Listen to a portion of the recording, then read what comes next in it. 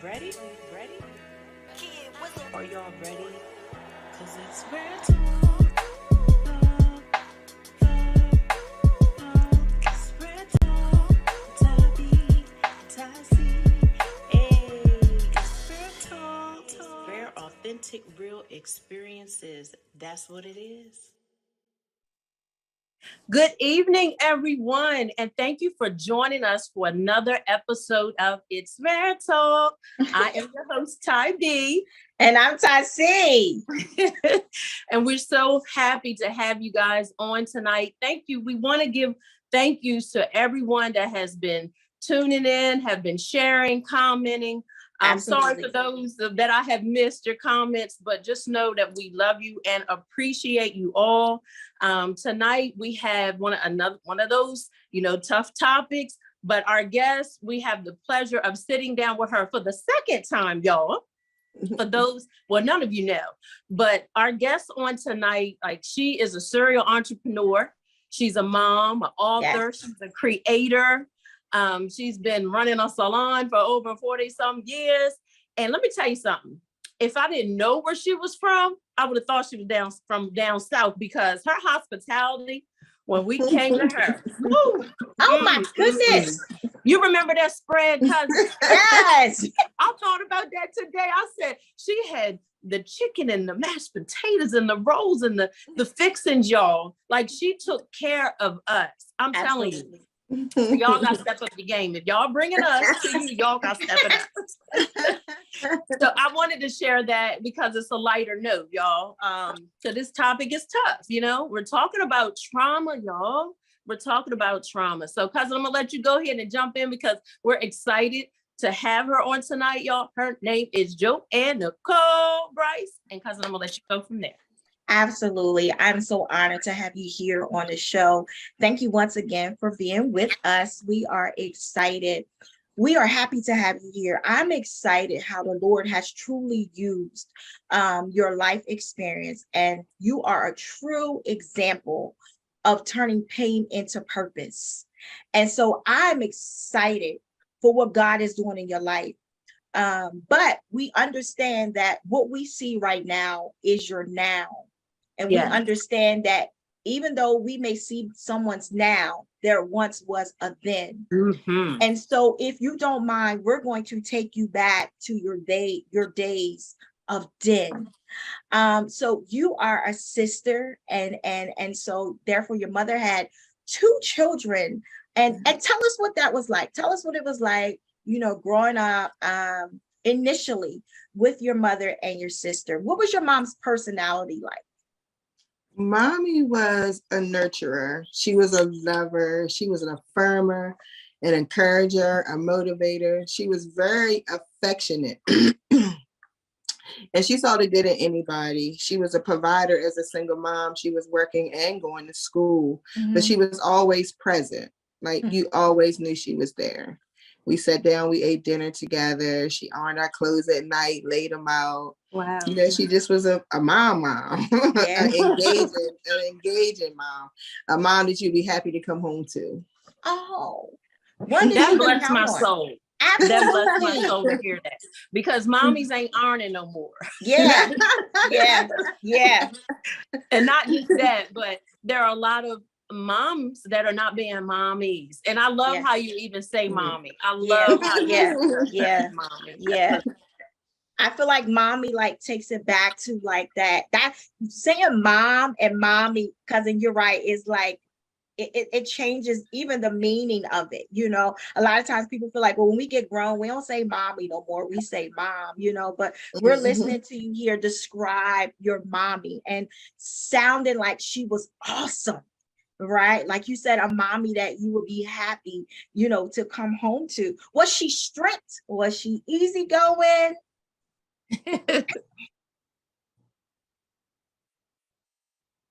Unmute, Joanne.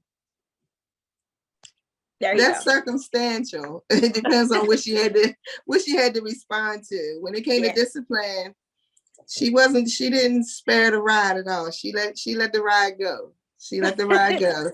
She didn't play. I remember one time I used to like to play with fire, and I didn't never got caught. When I finally got caught, we were standing in the kitchen, and I had set the curtain on fire. Oh my And God. it was a sheer, so it burned pretty quick and in place. Yeah. So mommy just was standing there, right calm, just looking at with me. So I was like, "Ooh, this is the thing to do." So she got the pot holder, and man, as soon as that curtain got done burning, she took that ride down and tore my high with that hot rod. Oh my Like God. when you did something you weren't supposed to do, she was real dramatic at teaching you the lesson so that you would not repeat the error of your ways, I'll say. Yeah. Joanne, But- did you burn down any more curtains after that? No. I probably didn't light a candle till I was in my 20s. Right. No. Listen, No, cousin, no. my next question to her was going to be, can you share a memory? A fond memory. I will never ever forget that. Absolutely. Goodness gracious. Don't have me thinking when I'm lighting stuff. Mm. Just move I it will away from never. everything. You got to move it away from everything. I got a couple that around here now. You just got to move the candles away. Yeah.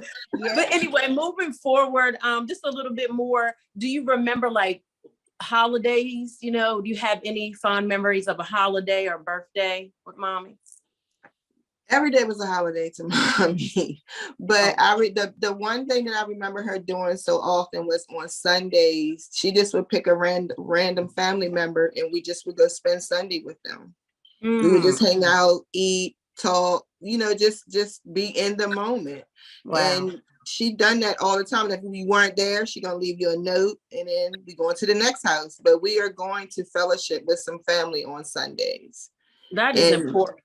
That's Yeah. important. And we need to get back to the Sundays. We were doing them. We were doing them, and then we kind of stopped. You know how sometimes when you lose like grandmother or those that are significant, sometimes we lose that. But we got to keep that going. So I'm glad you brought that up on tonight. Is that something you do now, the Sundays? Yes.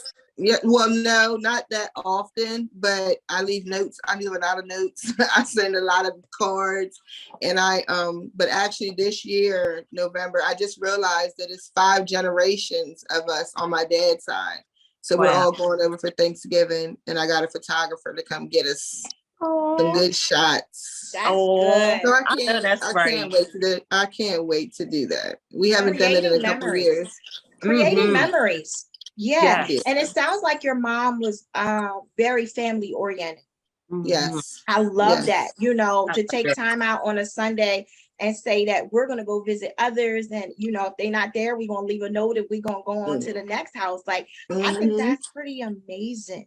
Right. And so now, go ahead, cousin. I'm sorry. Cousin. No, go ahead. We both excited. Got all these questions. So as we're moving forward, and at this point now, your mom has a boyfriend. Okay. And tell us about your initial thoughts of your mom's boyfriend. That it just was her friend. We didn't have any type of, like, she's had boyfriends in the past, but we had like more relationship. But I could definitely tell that this particular person was just wanting to be in relationship with mommy. Like, it wasn't a package deal for him. It just was mommy. Got you. Wow. It was real divided. Real divided. Okay. Now you were still so young then. So when were there real like concerns, like something ain't right with him or this relationship, or why is mommy even talking to him? The screaming and hollering, and I never seen them physically fight, but I could hear through the walls in the next room, the fussing, the cussing, the throwing her against the wall, and just the degrade. I heard that often, and I was like, this is wild. Like, why are we in this environment? Why are we in this atmosphere? Okay. But she would come right back out that room, smiling and grinning, ready on clothes, making sure we eat like nothing ever happened. Wow. What a mommy. Yeah. What a mommy. When I think about things such as that, because mothers will do anything to protect, real mothers, to protect, to shelter their Mhm. children, right? Mothers have learned to mask pain. You understand what I'm saying? To mask discomfort because they don't want their children to be exposed. They don't want their Yeah. children to know what's going on. And so, what a mommy, right? And you said, even after hearing all of that, in the next room and understanding at this point, still as a child, that something is not right. But when the door opens, mommy still presents herself as mommy. Yeah. Mhm. Yeah. So what age do you think you were around this time? I was 10. Well, no, I wasn't 10. I was 9. Okay. I was 9 when that first the arguments and stuff started. Mhm. And so can you say that you witnessed the arguments becoming more severe? No, because it just was always yelling, screaming, pushing, and shoving. Mhm. But then just one day, actually it was January 10th, 1982, my grandma came and got us and told us that we needed to go to the hospital.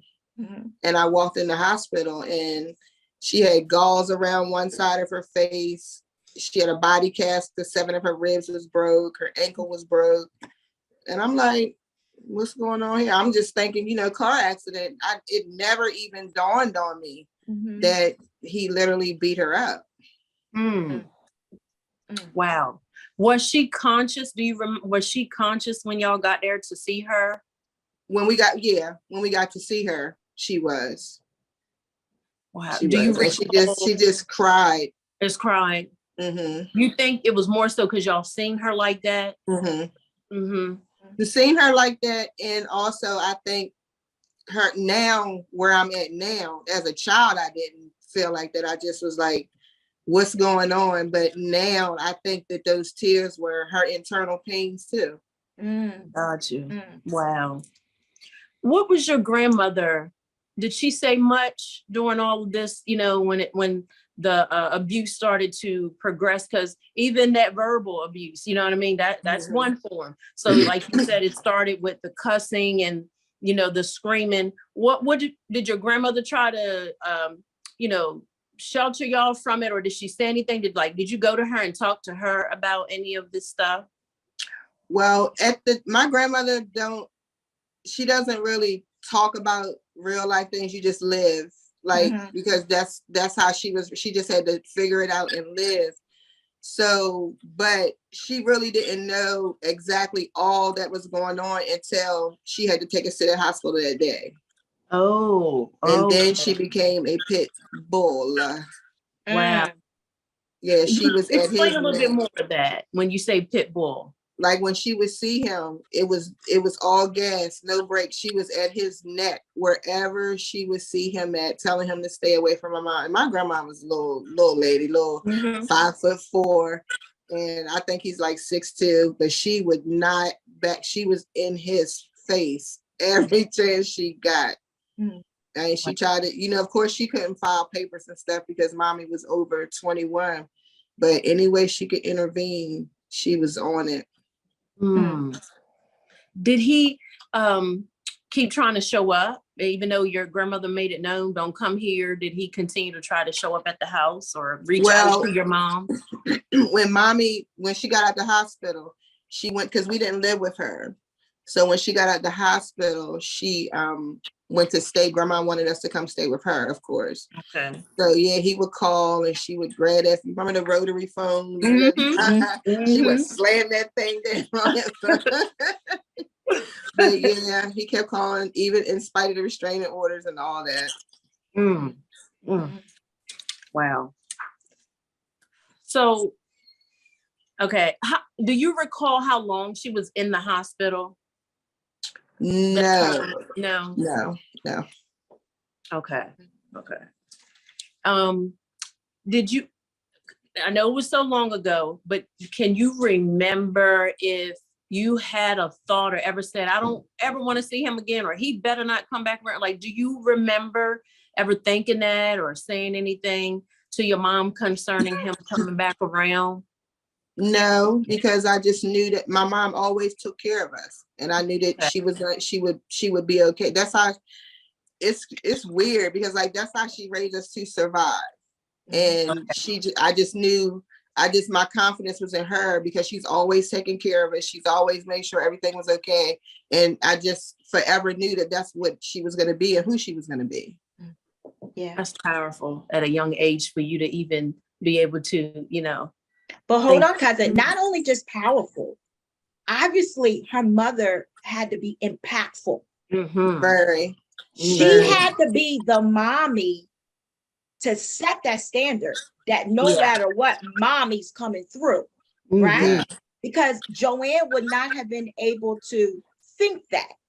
Yeah. Or put it in that type of perspective that I trust mommy. So mommy had already set this foundation for her kids that mommy got y'all.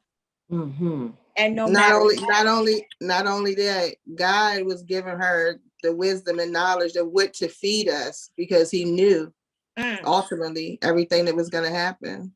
Yeah, that's good stuff. And so, and I don't want to get too far in the show, but looking at it from that perspective, from the eyes of an adult now, right? Like you said, as a kid, you wouldn't be able to look at it like that, or even growing up, but now as an adult, you're able to look back on the situation and look at it from a whole different view, which makes the fact of you turning pain into purpose even more understanding. Right? But lead us into that day. I went to school that day. It was funny because me and my mom was beefing, and she did that whole lick her finger and wipe the side of your face and then send you into school, because she took us to school. She was that mom. She took us to school every day. And so I just was like, I need you to stop doing that. That's so embarrassing and it's nasty. Use my own spit. We going back and forth.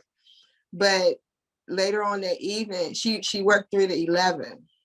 So later on that evening, she would always call around 6 to see if we needed help with homework, or, if we needed to be up, because she would say, well, go to bed now, because when I get up, I'm gonna wake you up and you need to get this homework done. Yeah. And I needed help that night. So I fell off to sleep, and I woke up about 11, expecting her to come home. But I woke up because I was having pains in my chest. I mean, my chest just was hurting. It was like, I just was having pain. I can't even describe it, but it was like taking my breath away. So I ran in my grandma's room, and I was like, I can't breathe. I'm having pains in my chest. I was like, and something is wrong with mommy. And she was like, what? I was like, she's supposed to be here. She's going to help me with my homework. And she was like, no, she might have just went to the club or something. I was like, no, I have homework. So I knew she was coming home. And she was like, Joanne, just go lay back down and she'll wake you up when she get here. So I went and laid back down, but I think I was only down for like 20, maybe 30 minutes. And then my head started pounding. I mean, it felt like somebody had dropped a cement brick on my head. And I went back in my grandma's room and she was gone. So I was like, this is crazy. So I went in my, and her husband my grandfather was gone. And then I went in my aunt's room and she was gone. So I was like, where is everybody at? Me and Kia my sister were the only ones there. So I just went and I lay back down, but my head would not stop pounding. And then I heard all this commotion. There was a car outside. And I was like, what is going on? And it was so much noise, sobbing. And I mean, you could just hear the pain from my grandma's stomach. And like my aunt, one of my cousins said my aunt was bringing her in the house. And I just was standing at the top of the steps. Look, I focused on the door because I could see the door as soon as it opened. And they were literally carrying my grandma in the house. So I was like, I looked at my aunt, she was standing at the bottom of the steps. She was like, come here, Joanne. And I was like, where mommy at? And she just simply said she's dead. I rushed down the steps past her, and my cousin had a Dodge Gremlin. Remember them? It was like a poop brown Dodge Gremlin. Oh my God. And I jumped right in that car and drove to the hospital because I was determined to see my mom. Now, wait. So how old are you now? 13. You're 13 years old. You run down the steps. You get in the car and drive yourself to the Yeah. hospital because you wanted to see your mom. Yes. Oh my God. Oh my God. My mom taught me how to drive when I was 12. She got sick and I had to take her to the hospital. And she had a 5-speed and she taught me how to drive. Mm, Oh my goodness. what a wise I woman. mean, Yes. like I really, Like I really cousin, it was almost like she was setting things Yeah. in order. yeah. Yeah. Now, Joanne, let me ask you a question. So after that first hospitalization, did Mhm. you know that your mom went back, or did she not go back into a relationship? I kind of thought she did. I had like a woman in a wishing kind of thing going on. I could tell because her attitude would shift because he's so needy. He just needs so much attention. And then when he don't get it, he just be crying and crying and crying, lashing out. And it just was the constant calls and the hang-ups and the leave me alone and so I guess, and finally one day he just was waiting outside of her job for her because she wouldn't talk to him. Hmm. So Did you ever get like the details? Okay, he was waiting. Did she get in a car with him? Like, where did it take place? Do you know where it happened when he attacked her? That she was at her car and they started walking out in sets of 3s because he was threatening and stuff. But the facility didn't have anybody on the inside, to man the door. So the door automatically locked. So when they came out in 3s and the 2 heard mommy fussing, and then one of the ladies did yell for him to leave her alone, but they ended up getting in the car. So your mom got in the car? No, they got in their car and left, and he stabbed her 34 times, but he stabbed her in her chest area, and the last stab was in her head. And nobody can tell me that was not what I was feeling that night. Because you woke up and the Yeah. first thing you thought about is, where's mommy? Something was wrong with her. Something was wrong with her. Mm-hmm. Gosh. Oh my gosh. Okay, so he shows up at her job. Some people out there, they end up leaving, and she's just out there with him, and he's just going in, just stabbing her repeatedly. Yep.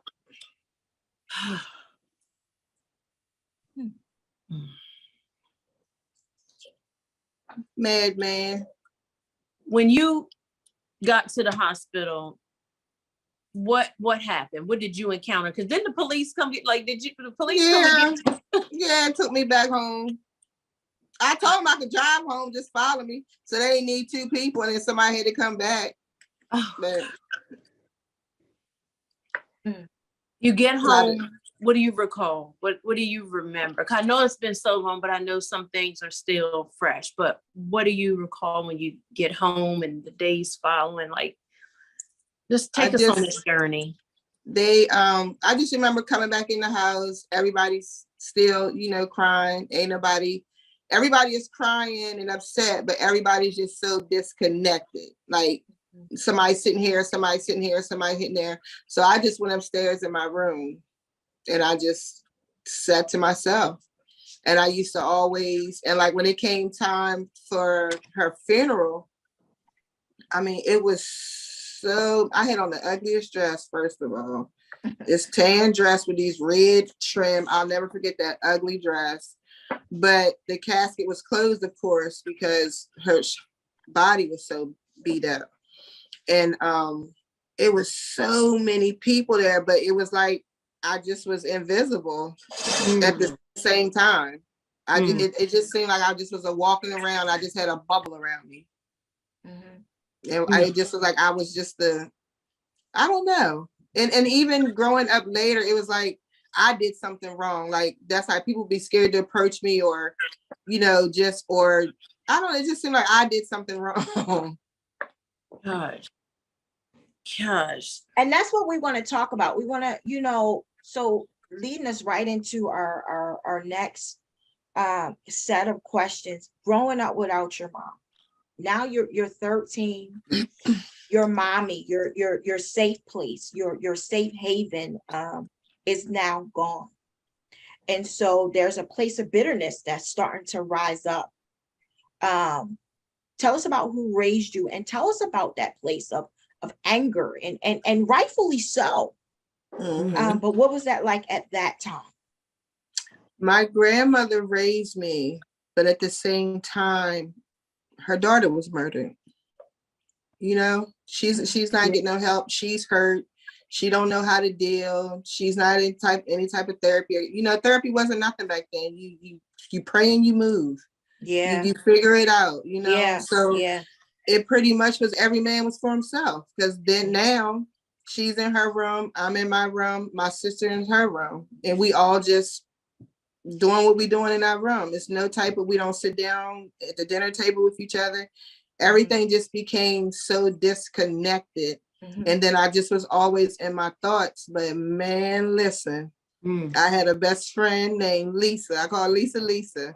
She came to my house every single day. And her mom would pick her up about 9 o'clock. And if I said, why are you here? Just go home and leave me alone. She'll sit right in that corner. I ain't bothering you. Shut up. If I wanted to talk, she would talk. If I want to scream, holler, and cuss, she just look at me. Yeah. But she always tell me that it totally changed my person. Wow. But that's still my best friend. Yeah, that's awesome. That's what I'm talking about. Her and Pam, I don't know what I would do without them too. Oh, I got a God, couple good girlfriends. I don't want to leave nobody out. Anybody watch the live. Right, Yeah. right. During that time, it was them two and two other ones who have exhausted our relationships. But they really, really know who I am, accept me for who I am. They let me be who I needed to be during that time. And they was there. I talked trash to them. I called them out their names. Whatever I needed to do to be me, they allowed it and loved me for it. That's good. That's good. And I want to ask you, because you did graduate and, you know, but did you get any counseling in school? Like, I'm sure they knew. Nobody ever pulled you aside and talked to you in school about, you know, what had happened? Not even when I was losing my mind, beating up the teachers and the secretaries. No.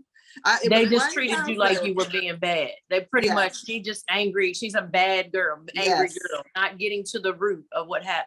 Yes, I had two counselors who, one was Black and one was white, literally, Miss Barang and Miss Cuffy. And Miss Barang, I wouldn't let nobody be my guidance counselor for the rest of my time in high school.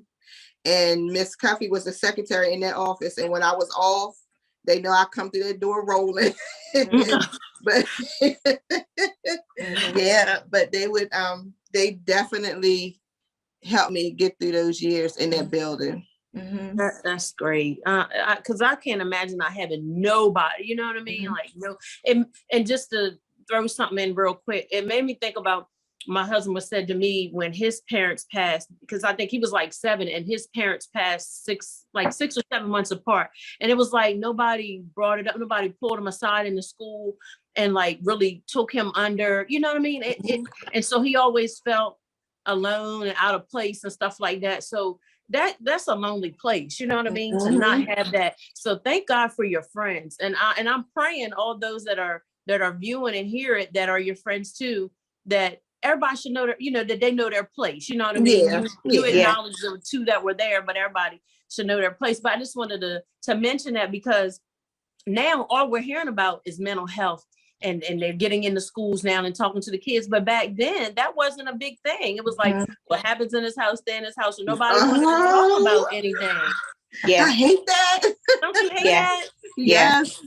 And I think with those sayings and those actions or behaviors of back in the day, it affected in so many ways. It, you know what I mean? That saying of what goes on in this house stays in this house, or you know what I mean? That stuff it ruins and damages individuals, right? And so I heard you say like you was acting out, like fighting and doing this and doing that. And you know, without those resources, you know what I mean, to be able to help you process it. Because like you said, now in the household, when you was used to having mommy saying, what was your day like? Do you have homework? Do you need this? Let's go visit. Let's hang out. All of that now has been snatched from you. And so here you are now, you know what I mean? I've lost my mommy and then I got to process this because now everything around me has shifted. Yeah. Nothing looks the same anymore, but I'm expected to act the same. Right. Right. And so that right there is even issues of today, right? Which is why I felt, you know what I mean, such an urge and with my cousin to bring you on, because a lot of people stop right there at the injury. Yes. A lot of people, you had your areas of rage, you had the arenas of bitterness, like you had that. And once again, rightfully so, your world had been snatched from you. You know what I mean? At such a young age. Yeah. You know what I mean? And we can tell from the way that you talk about your mom that y'all had a loving relationship. You know what I mean? Even though you said the day she dropped y'all was beefing, but that could be probably what mothers and daughters do. But you can tell that there was a loving relationship. And so here you are, 13, I got to process this. Now I'm going through life. And as you go through the stages of life, grief looks different. How grief may have looked when you was 13. You know what I mean? And now as you go on through life, grief gonna look different at 20. Yeah. Right.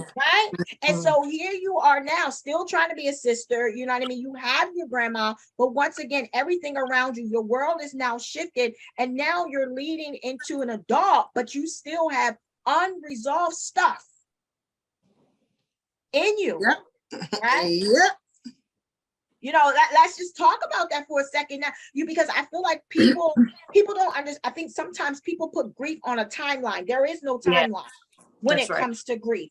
You know what I mean? And even now, at your age now, even though it's been some years, I can still hear in your voice when you're talking about mommy.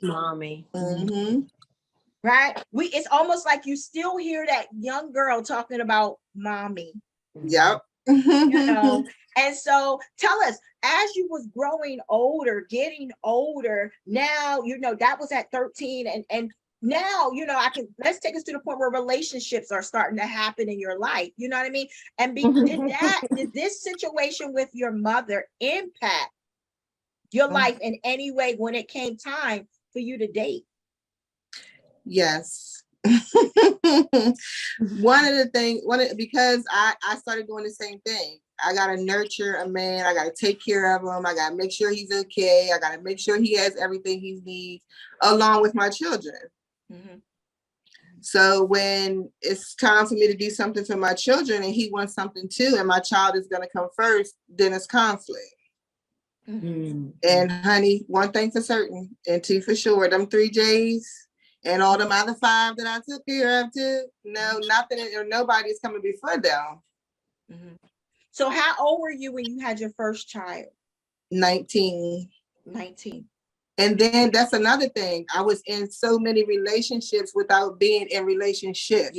Not asking questions, not finding out who you are. Just having to have some type of love because my mom was so much love that I didn't care where it came from. And then I didn't feel worthy because of all the shunning I got growing up. She's never going to do nothing. She's going to have a bunch of babies and not take care of them. Like, they was really speaking that stuff over my life. But at that time, I wasn't familiar with spirits and people speaking over your life. My grandmother practiced Jehovah's Witness, so that we didn't work in the spirit. We didn't deal with the spirit. So I didn't know how to renounce that stuff and rebuke that stuff. I just was walking right on in it and walking, enjoying it, living my best life. Study trying to mask the real pain that I should have been dealing with. You said something very profound. You said that I was dealing with the rejection and the trauma is often the root to so much stuff. Yeah. Right? This happened to you, wasn't processed, wasn't really dealt with, or dealt with in the ways that people know how to deal with it. Let me put it that way. You know what I mean? So here you are, and now all this other stuff is coming. Rejection, abandonment, you know what I mean? Relationships that's not worthy, or that you feel like you shouldn't be in. You know what I mean? All this other stuff, right? And so now here you are as an adult, you know what I mean, trying to walk this thing out called life. Right. With stuff attached to you. Every which way but loose. Absolutely. Right? Almost, you know what I mean, in such a way, like you said, you masked a lot of things, you know what I mean, to not tune in with the pain. Right? So that means now a whole nother person is being created. Yeah. The real Joanne is behind the mask. Somewhere lost, just walking around looking for herself. Yes. And so I remember when we had our initial interview, you were sharing like some really deep things. And those are things that we really don't have to go into, but like some really deep things. And then you said, I'm going to tell you what truly changed the whole trajectory of my life. And you said that you know, your grandma was Jehovah's Witness, and you didn't find solace, or you did not begin to mend until you met Jesus.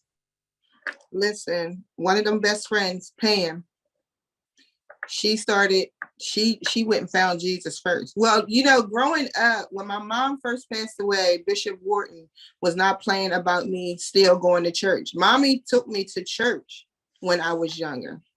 When she passed away, Bishop Wharton kept coming to get me. But of course, you know, as I got older, you know how we do, fall by the wayside. And then also, you know, struggling, dealing, in pain, grieving, don't feel like, you know, nothing is happening for me.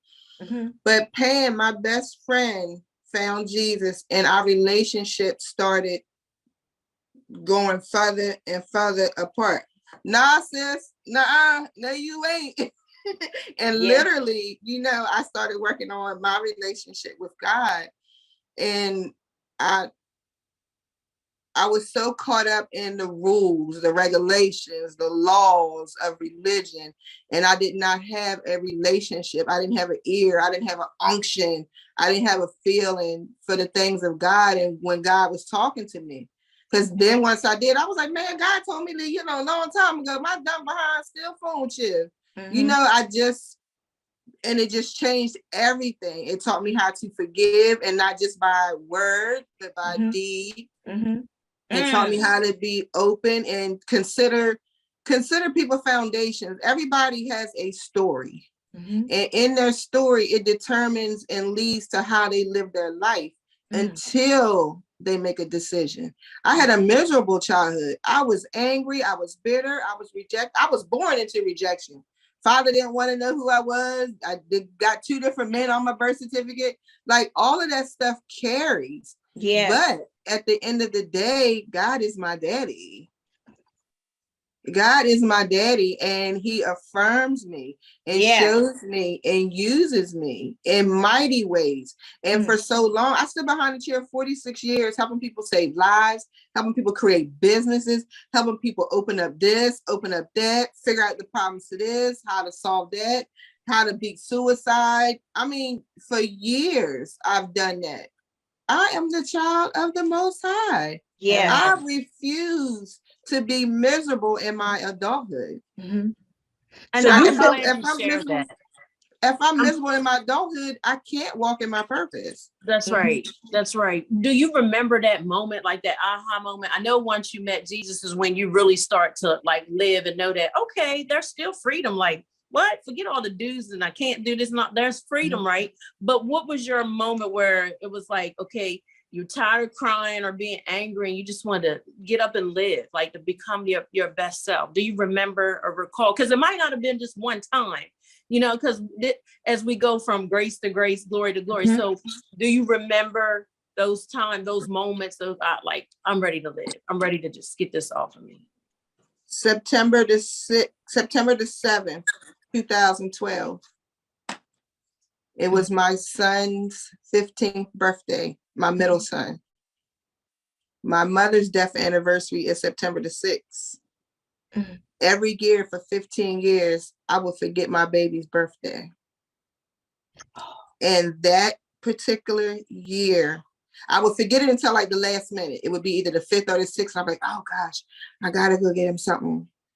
But this particular year, I don't know why I know what happened. The man who killed her sent me a piece of mail, and it just threw me all off. And I was back in my little dark place again, and I totally forgot his birthday. So that morning I was on my way across the bridge to get him something. And it was the first time I heard God audibly telling me that I gave you a gift. I can't replace your mom, but I gave you a gift, and you're still in turmoil. My middle son is my mom's whole face, his personality, his actions. He is her, me, and his dad all mixed up. But he does something for me. All of my kids do something for me, but he knows when to come. He knows when I'm off. He knows he can read me. And he do not play about, he the no limit soldier for real. He'll go at anybody's neck behind his mama, including his mama. Yeah. Wow. I think, Joanne, it's just so good to see you smile. From the very first time that I met you, I know Ty has known you for a long time, but from the first time I met you, that's what you embraced me with, is a smile. Very kind, very sweet. When I think about you,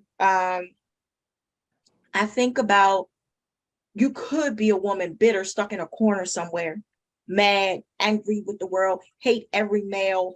That could be you. But to see you smile, to see you say, okay, I'm not staying in that place, as my cousin said. And as you have stated, Jesus has changed.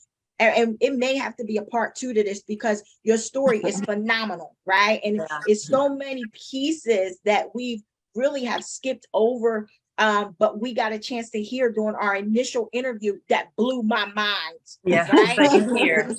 And second of all, here. only God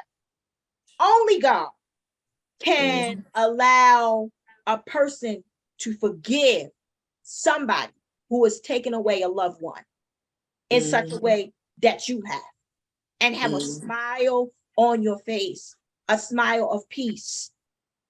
Only God can do that. Only God. You know what I mean? Even some of to the extreme measures that you have went concerning your mom, only God. Right?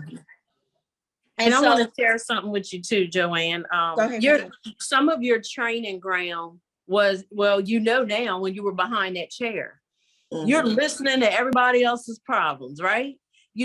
And God has made you a problem solver. You have been able all this time. Now you can get paid for it. Your gift make room.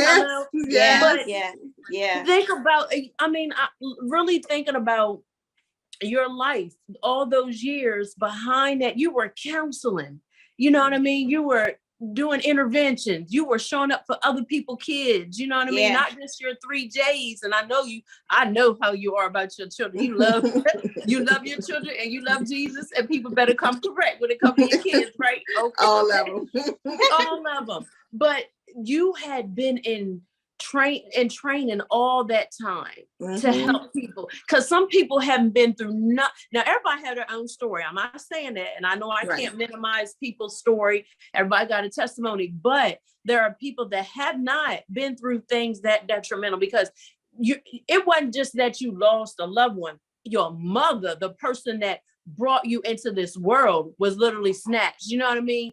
Without a goodbye and all that. But God was with you. Now you know, because I know you had those moments. God, what? Who? Where? So, I don't want to hear that. But you got to the place where he got you to the place, because his spirit draws us, right? Nobody can come to him unless he draws you. You responded to the draw. You might not have knew fully what that was, but you responded to the draw, and only God can do that. And that means he trusts you, Joanne. That means he trusts you. And I know you would be the first to admit and tell on yourself that you ain't do things right. You probably went upside some heads. Ain't no probably. You went upside some heads. Yes. You know what I'm saying? You had your boots and let me get these air, you know what I mean? Yes. But I look at your growth. I look at even all of that, you still want to be better. You know, you want to be better, and you realize my kids are dependent upon me at the end of the day, you know? So, and I love your relationship with them. But yeah, I just wanted to throw that out. Like you've been in training, preparation all this time, all this time. Now it's time for another level. It's like you've been promoted. I'm telling you, God, his faith is valuable. When people go through that hard stuff, I've learned that God values all of us, right? And we know that he don't have respect of person, but he bestows favor. And everybody's not fit to go through some of the things that others go through. Right. So obviously, he got something even that's going to blow your mind, girl. And I know you've been meeting people and speaking into people, but you ain't even seen nothing yet. Yeah, I received that. I'm serious. I know what I know. And I don't take that lightly, but I'm telling you, because we're not going to always be talking about, I can't wait till I get to the place of when you're walking in it. You're literally about to walk in it. Listen. And being amongst people that you wouldn't think you should be in a room with. Oh my what God. I'm saying? Listen. I'm telling you. Prophesy, honey. Because it is, I'm serious, like, and you know what? Sometimes we outgrow places and things and people but because my husband is right there now. He said, babe, I've been helping people on the outside, fixing them up. Now I'm trying to change their mindset, trying to help. And I know that's where you are. You know what I mean? We've been fixing this outer up. Okay, let's get to the root. Let's fix these hearts, forgiveness, and all of that. Because I know you can share some things. And cousin, you said it. We're gonna have to do part 2. But you know what, cousin, you said something, because here's the thing. All of it was going to work for her good. All of it. The Bible speaks to that. And so what I love about God is that he's strategic. Yes. He allowed you, Joanne, to go through all of that. And now look what you're doing in return. Yep. Yes. Right? You talk about taking you from a place of being broken to whole. And now he has strengthened you. And look who you're going back to the broken people. Yes. Right? And to me, here's what I love about God. Listen, pain recognizes pain. Yeah. Right? Because you walked in those shoes. Because what better person than to go back and reach them? Right. What better person than somebody who has had to grow up, unfortunately, motherless, who has lived it, who has experienced it, who has cried herself to sleep, who has had different events at school that her mom couldn't come to, who had to go through homecoming, who had to go through prom, who had to go through giving childbirth, all of this without her mother.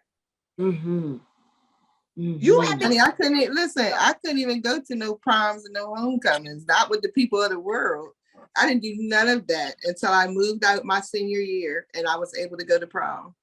Wow. I couldn't do gymnastics. I couldn't play no sports. And I was a track star. Jesus. Listen, I want to talk about pain to purpose. Let's talk about purpose. Let's talk about some things that you're actually doing with the help of the Lord that excites me.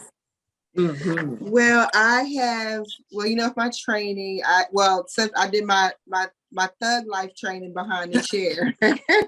Now to go get my certification, I went through Bloom U Atlanta under the tutelage of Dr. Tavis Taylor. And I just been taking courses with her to know what I'm doing in my coaching now that I have the emotional side, but I needed the blueprint to follow so that I can get people on track where they need to be. And I created a program called Hangouts with the Launcher. Because I help girls develop their inner compass. I'll teach them how to believe in themselves, and we're going to focus on finding and lining things up for a future. I'm also going to teach them about engaging in healthy relationships while dealing with peer pressure and risky behaviors involving drugs and alcohol that'll help them avoid conflicts and also resolve disputes. We also going to be talking about racism. But once they complete the program, you're going to meet a whole new young lady who's more understanding, a communicator. She's happier. She's going to be equipped, empowered to launch into the next phase of her life with the skills that I teach. They'll apply to anything though. So they'll always be forever present. I I love got it. excited. I love it. Look, wait a minute. I got to come up with another word that excited, because to hang out with the launcher, listen, we need that. We need a day where we can hang out with the launcher, because launchers move.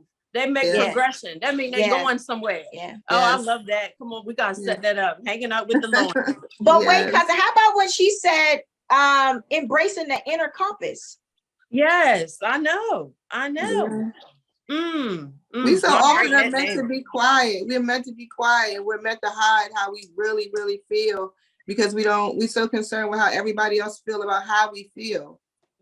My story has been dummied down for 38 years because everybody's, oh, you just need to be quiet. Just deal with it. It's done. It's over with. Like, get out my face. It happened. It made a difference. And it got me to where I am today. I That's don't it. want to see nobody else suffering. I don't want nobody sitting in the corner all in pain. And like, as these kids now, they just went through a pandemic.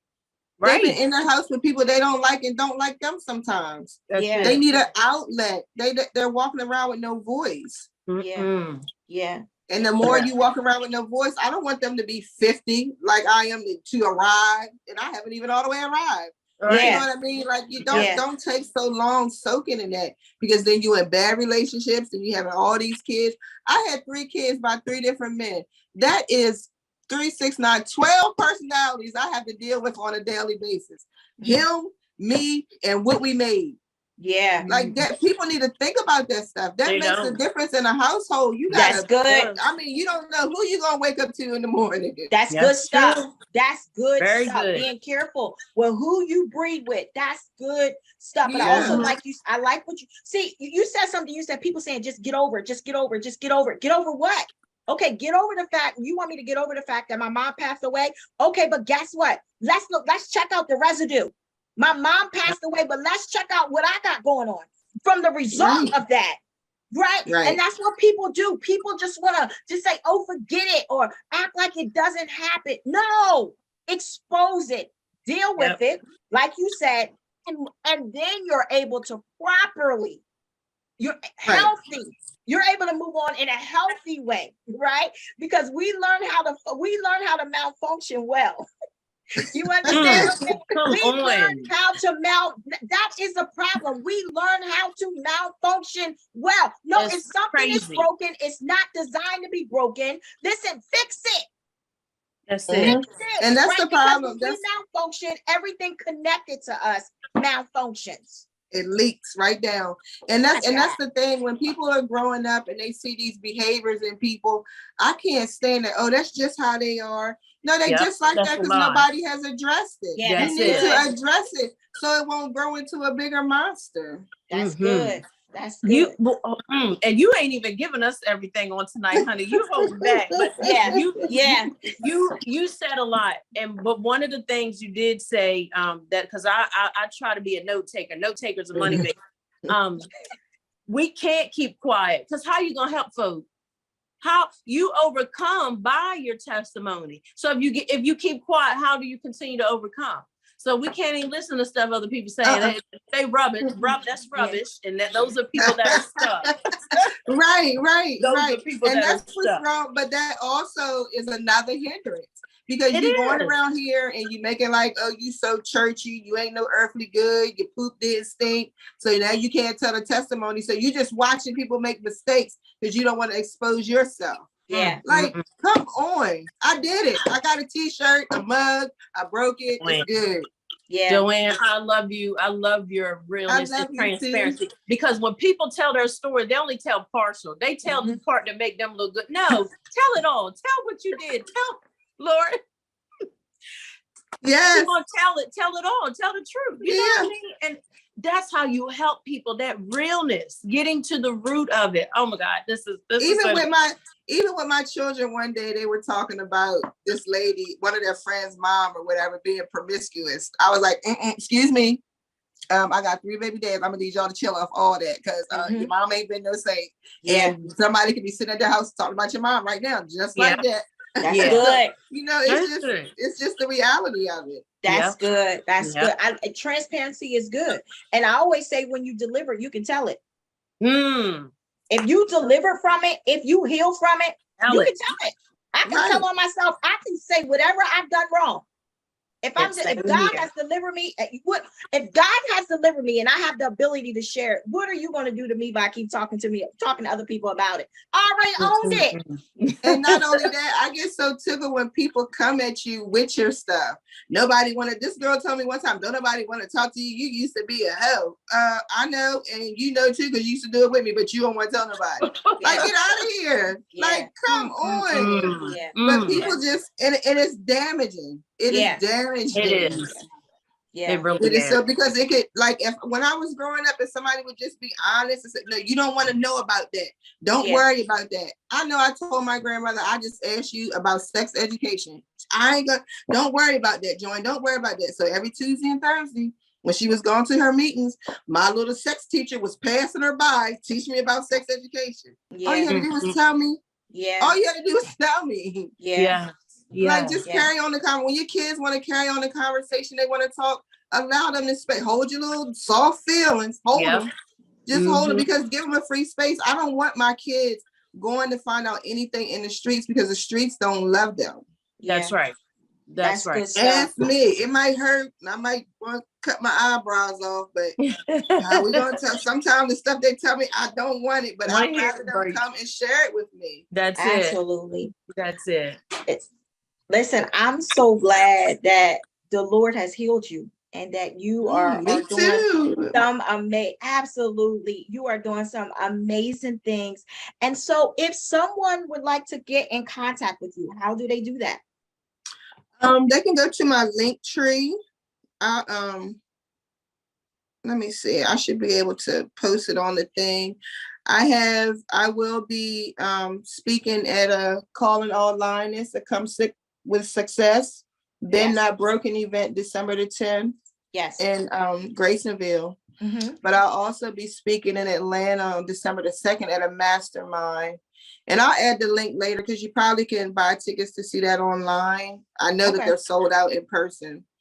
But outside of that, I'm having a webinar to introduce my whole program on Saturday at 12 o'clock. And it'll be in my LinkedIn tree. I'm working on the flyer. I was trying to have it done by today, but I was running around. I had my makeup done today, so I just had to be seen all day. You look marvelous, girl. Thank you. So we'll definitely make sure that we know that. Thank you. Definitely make sure that Do you have a website? My website is joannebryce.com. Okay, perfect. We just want to make sure we get that out there, because I know that you are doing some amazing things. If you look in your inbox on Facebook, that LinkedIn that I tagged you in, it's everything that I do and everything that I offer, all of my ebooks. I have a couple of journals on there, gratitude journal, a journal for little girls and teenagers. And if someone is stuck in their prayer life and need a jump boot, I got a book in there for that too. Okay. I will definitely make sure I post that, because I think that that's some valuable information.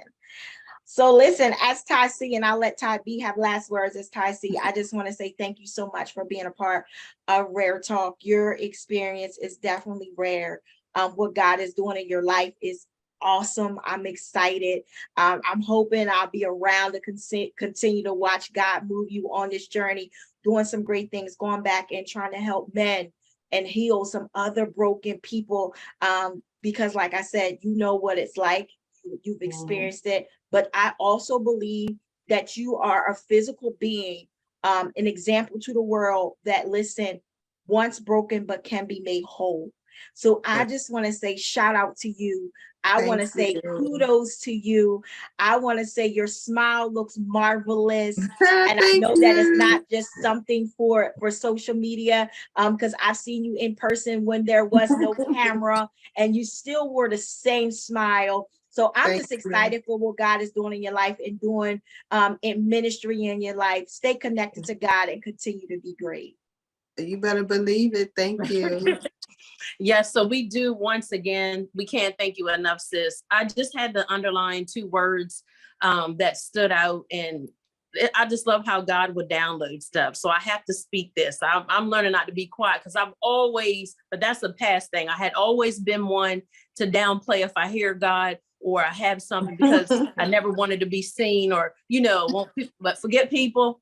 And we ain't doing no second guessing. Yes. I know, but in the natural, you have you've had a coach, and because of all your training and all that, you are a certified coach, transitional life coach. Yes. But all you went through certified you. Yes. Thank you. Qualified by God. Yes. And the transition means you went from that pain to purpose, and you're still transitioning, and you're still about to transition all the more. And I'm like, God, I thank you. So I wanted just to share that revelation, because people will read your bio, but listen, we're not downplaying nothing. You certified because God has certified you. Thank you. And I was studying transition, but yeah, y'all, that's a whole nother thing. But thank y'all so much for listening. I hope the show has blessed your life like it has ours. And don't keep quiet. Anybody, you have a testimony, it is your testimony, okay? Absolutely. But if you're going to tell it, tell the truth, tell it all. But and allow God to continue to heal, promote, and elevate. So if y'all have any ideas, any topics, reach out to us at itsraretalk@gmail.com. Again, we just thank you all for just going on this ride with us. And you'll be able to see this episode again on some networks that'll be coming up really soon. We're so grateful for that. But y'all, thank you. Thank you so much for tuning in tonight. Y'all be blessed. Thank you. Ready? It's Rare Talk. Are y'all ready? Because it's Rare Talk. It's Rare Talk. It's Rare Talk. Rare, authentic, real experiences. That's what it is.